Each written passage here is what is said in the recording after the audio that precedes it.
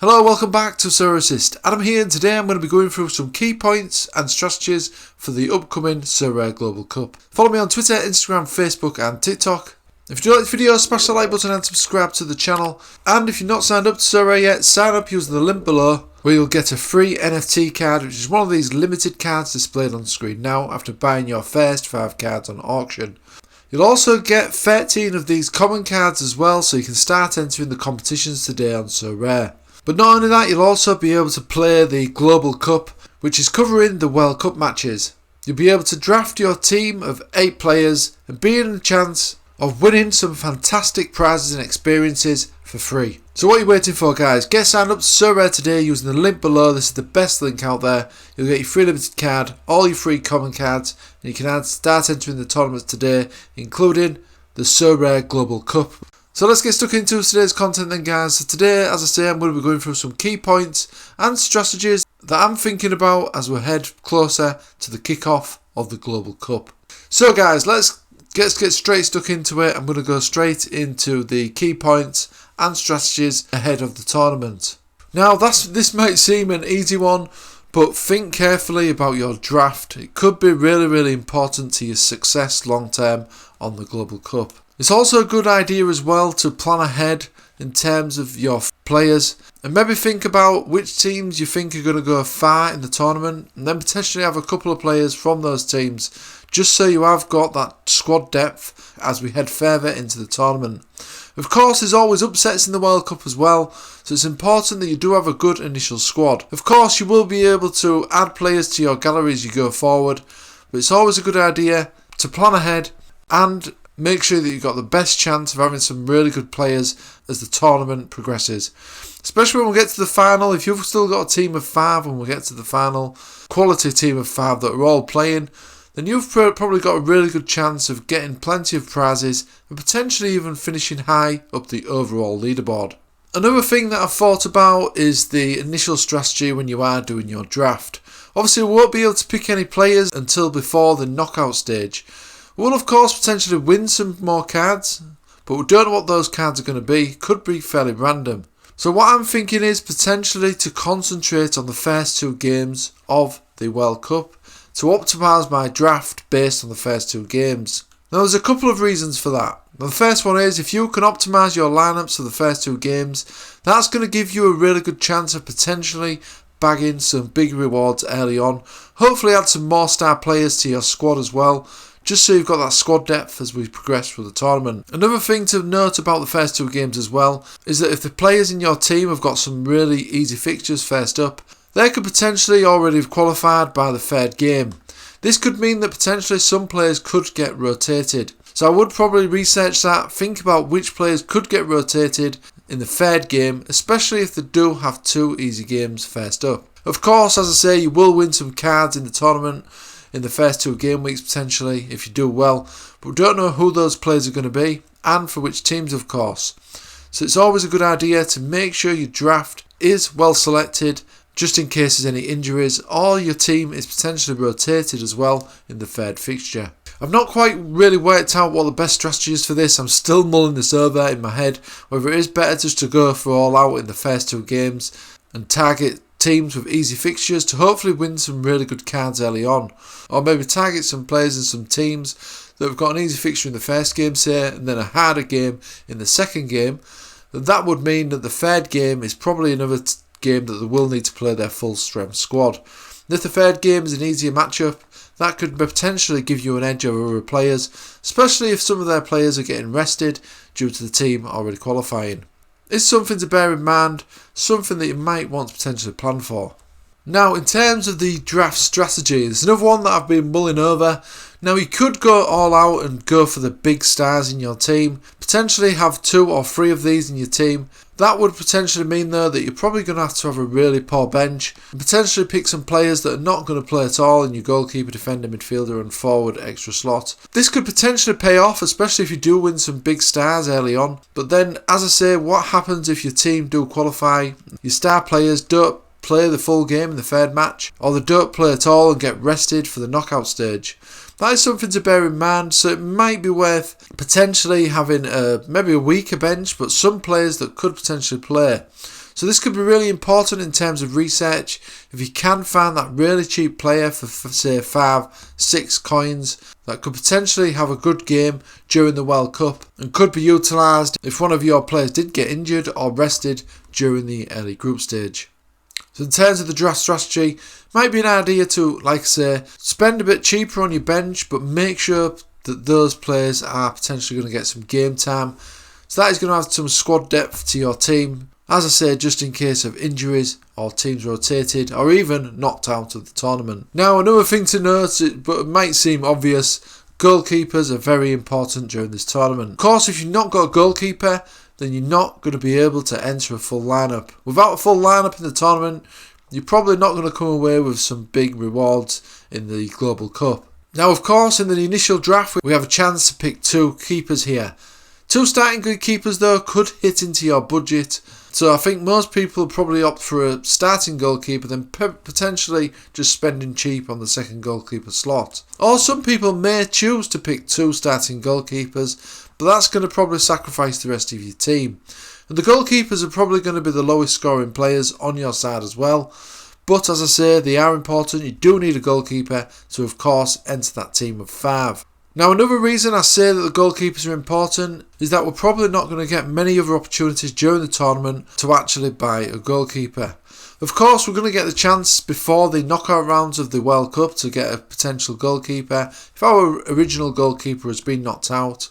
But we may also want to spend those 50 coins that we get on potentially other players or other stars to replace some of the other players that have been knocked out of the tournament. I don't think we can really rely on the rewards in terms of the goalkeepers, because in terms of getting more goalkeepers in our squad, because obviously there's a lot more outfield players than there is goalkeepers, so there's probably a high likelihood that you're going to get an outfield player in your rewards. This is potentially something to bear in mind to make sure that you do have a good plethora of goalkeepers to choose from during the tournament, especially as we get to the latter stages. So maybe having 2 starting goalkeepers in your initial draft could potentially be a good option. That's up to you though. I don't know what I'm going to be doing yet. I'm still deciding on that. But it's something that I'm definitely going to bear in mind and think about what teams could go far in the tournament as well. Because as we reach the knockout stages, I really want to be spending that 50 points, ideally on some quality outfield players where possible. Although of course buying a goalkeeper is an option in the knockout stage before each knockout stage. Because like I say, more than likely we are going to get outfield players in the rewards. Just depends what the quality of those rewards are going to be as to whether we're going to get some really good players to bolster our squad. The goalkeepers are something to bear in mind in the points that I've just discussed. Now, talking of prizes, as I say, there's a lot of opportunity here in these Global Cup tournaments during the group stages to get some more players for your squad. As you can see, finishing 5,000 in the tournament is going to get you a star common player. Now, a star is obviously going to be players like Messi, Neymar, people like that. We have to bear in mind though that at the time of recording, there's 150,000 people entered the tournament already.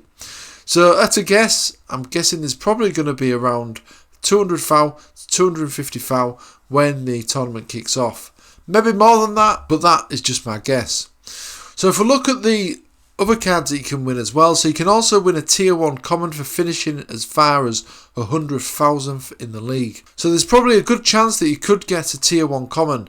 Now they are going to be decent players in the World Cup. They're not going to be the Neymars or the Messis, but they're still going to be of a high quality player, I would have thought, in those tier 1 common cards. Tier 2s are probably not going to be so good, but they're going to probably still be playing for the middle of the road teams like Serbia, Switzerland, players like that.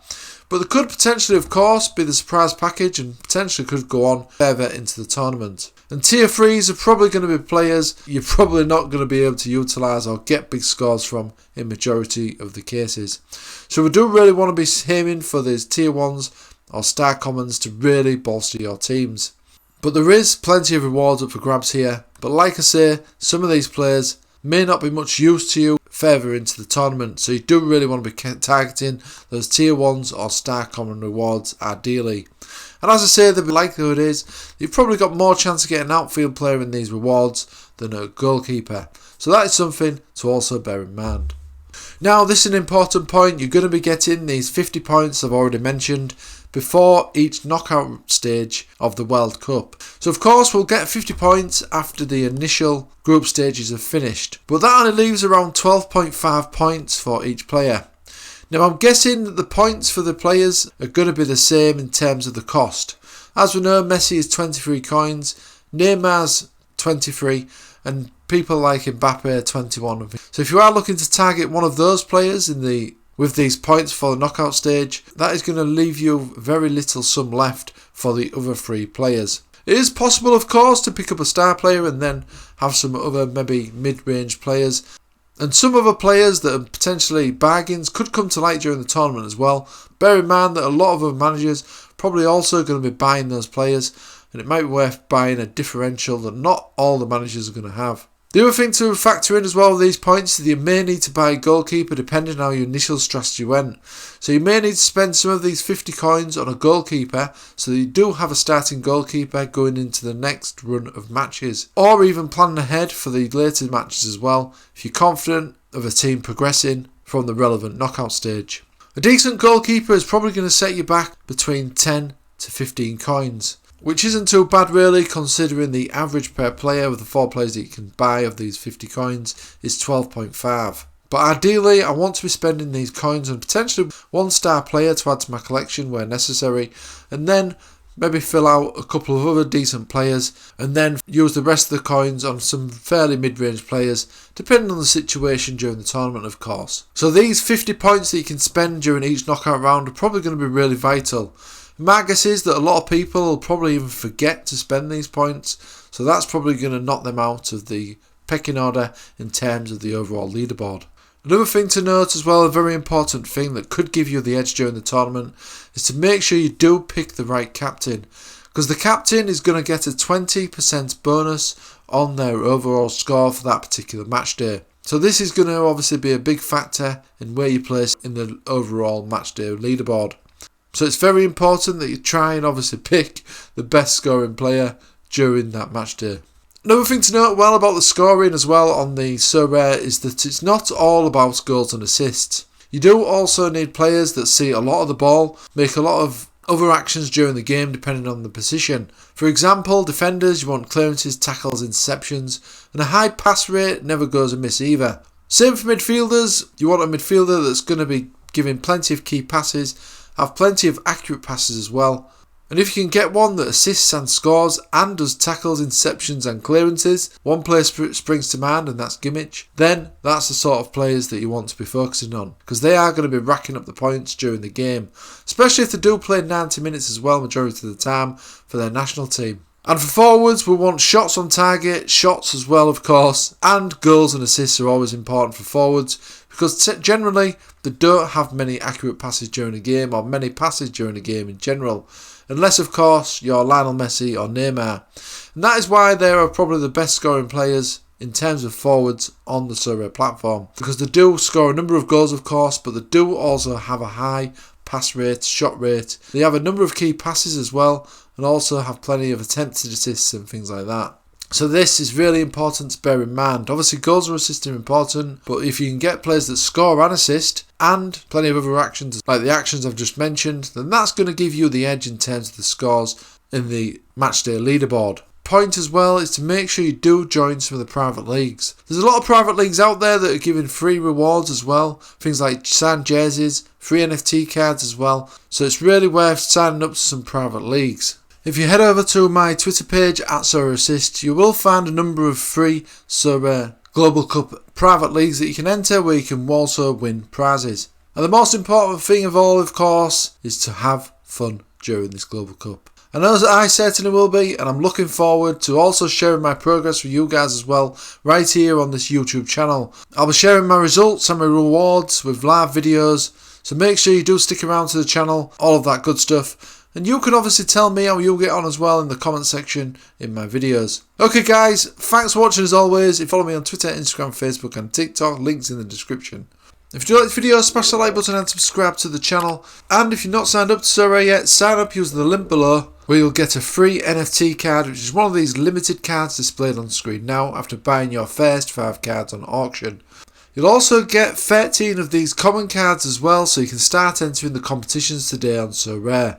But not only that, you'll also be able to play the Global Cup, which is covering the World Cup matches. You'll be able to draft your team of 8 players and be in a chance of winning some fantastic prizes and experiences for free. So what are you waiting for, guys? Get signed up to Sorare today using the link below. This is the best link out there. You'll get your free limited card, all your free common cards, and you can start entering the tournaments today, including the Sorare Global Cup. I'm giving away a serial number 1 of 100 in the rare card of Henrik Mkhitaryan.